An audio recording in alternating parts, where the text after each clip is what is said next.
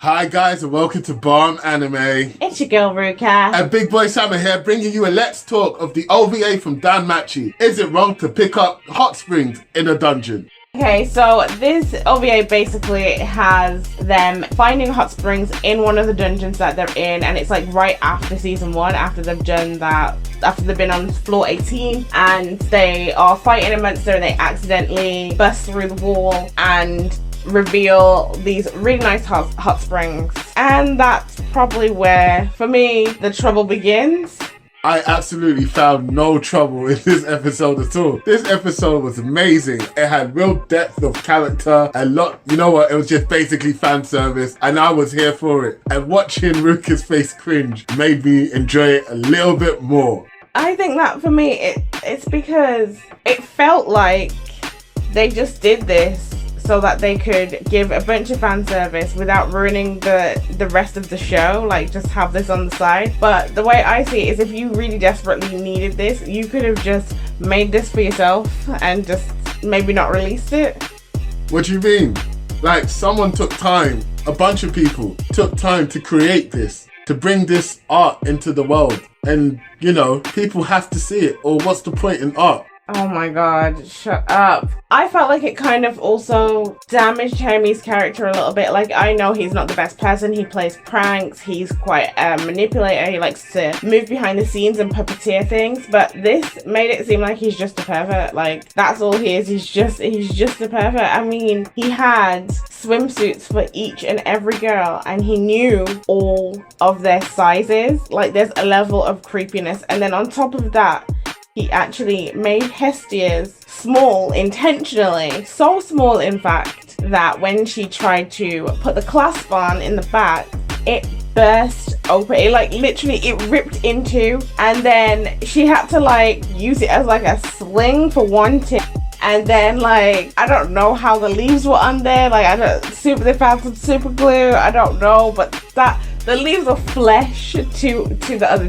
So first of all, it looked ridiculous. Like, it actually looked stupid, and second of all, what the hell?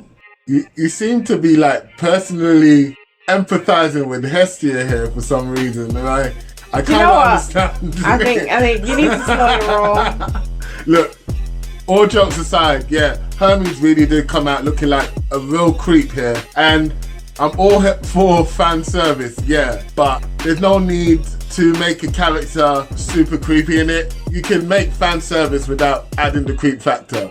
I'm glad that this was not like part of the actual show and it was its own OVA, because it would have ruined a lot of the integrity, especially what we know now and so on.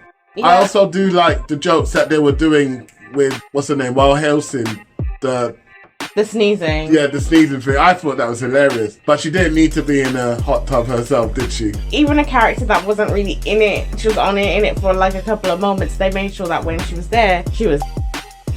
I don't know how else to say it. Like, that is what it is. And I think the problem is that we actually already know these characters. We already know their personalities. And yeah, some of them flirt. And yeah, we know that some of them have, you know, little thoughts about some of the others. But it's like done in this nice, subtle way. Trickle it in there, but this is just mad. I mean, there was pen tie going around the whole way through, to be fair. And I thought it was a bit much. And this is me. I thought it was a bit much. It didn't need to be this much. But the bad guy that was here as well, didn't seem too easy. Yeah, like all of the monsters, like they literally only put the monsters there because it's a dungeon and they had no choice because it's like the theme of the show. So they were just like, oh gosh, we've got to at least make it look like there's some kind of other story here. Let's just trickle in. And then they were really easy and Belle did all the work. Each time it was just I don't know what to say. And then at the end, they had to make sure that the water that poured in was like some kind of acid that only eats at fabric. Yeah, that really got me. I was like, come on, man, make it lava or something. Like, what's going on? And then I felt like they weren't paying attention to their own story because Ryu didn't go into the water at all. And Mikoto said that she wasn't going to wear the swimsuit. But then they also said that there were no spare swimsuits. And that was the need for Hestia to have that sling. Yep. So how are there no spares if Hermes made swimsuits for each girl? Yeah, so obviously you were actually watching it for its content, and I completely didn't realize that, considering that we didn't have a swimsuit. Yeah, you know what? Good point. It's like, you know, you were actually doing your job here and not just enjoying the intricacies of the characterization here, I guess. Oh my god. Well done, you. Good brownie points. I really like the way that they made the monster look like an anglerfish, because the whole episode was a lure for guys to just watch some hentai. So I thought that was great because it just wasn't lost on me that is why, you know, they chose that kind of monster. Well done, guys. I mean, it was a great episode. I clearly missed the intricacies of that part of the episode. I didn't realize the anglerfish. You know what? You right.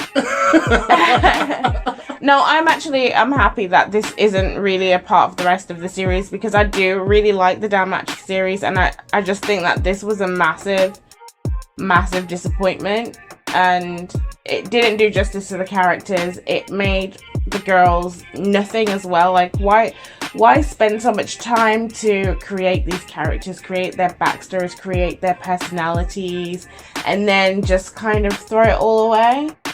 I agree with what you're saying to an extent, but let's remember, this was right after the first season. There wasn't as much characterization there.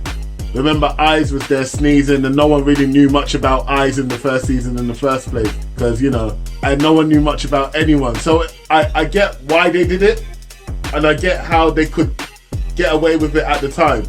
But I have to agree, it hasn't aged well considering what we know about the characters now.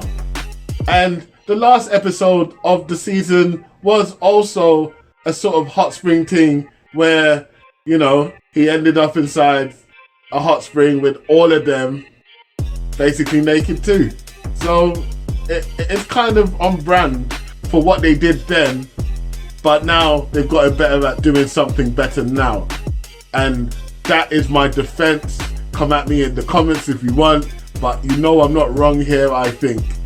But it's a light novel series, though. It's a light novel, so it did have backstory, it did have character development, so you can't just say like, oh, you know, nobody knew anything. Well, you might not have known anything, but there are tons of fans that read the light novels and were excited to see this on the screen and did know a lot about the characters and still do. Well, I would like to say that this is called Bomb Anime and not Bomb Light Novel. So we're talking about the anime here, and that is why I made the comment. Yes, I know a little something about the light novel too. I haven't read it all, but I started. So I get it. I understand what you're saying, hence why I'm not disagreeing with you. I'm just saying that there is a defense there to be made, and I enjoyed the episode. So guys, let us know what you think. Do you agree with Big Boy Sama? Are you happy to see sling titties? Or would you have preferred something a little bit more substantial when you watched your OVA? And just let us know in the comments. You know, just type in sling titty for Big Boy Sama's comment. And don't forget to like, subscribe, and share. Peace.